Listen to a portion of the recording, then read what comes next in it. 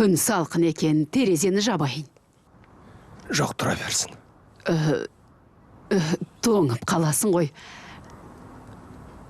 Үстіңе жамылатын бірдеңе берейін.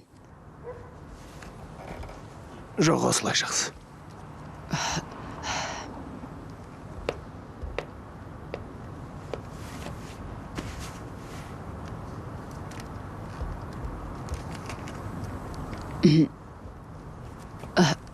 Ыңғайлы отырсың ба, жастық берейін. Не болды, Қайрия? Не болды деген нес? Маған бірден айтайын деп бедің? Жоқ. Мына мәймөн күлегеніңнен бірдеңе болғанын білем, айт. Айтасың ау сенде.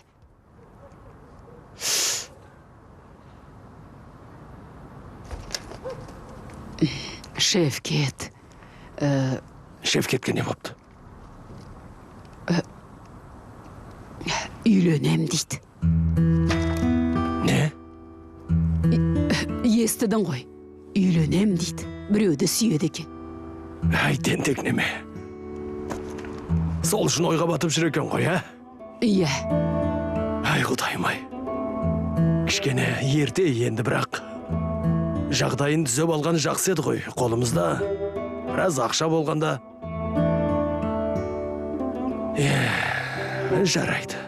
Бұйрық қой енді. Бұйрық. Иә, келініміздің аты кім?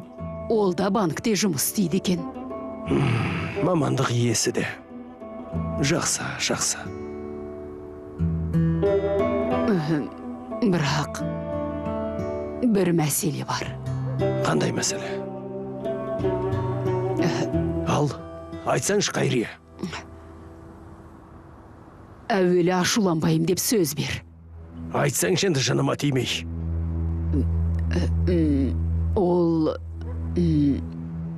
Ол тұрмыстағы әйел екен. Не? Бұлар бір-бірін сүйеді екен. Танысқан екен, жүрген екен, сосын оның күйеуі біліп қойыпты.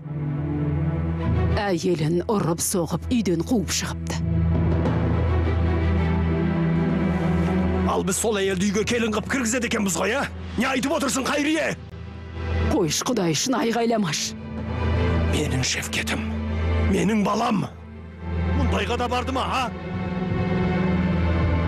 Осыған разы болады дейме екен мені, а? Мұндай масқараға, ақмақтыққа мені разы болады деп ойлай ма?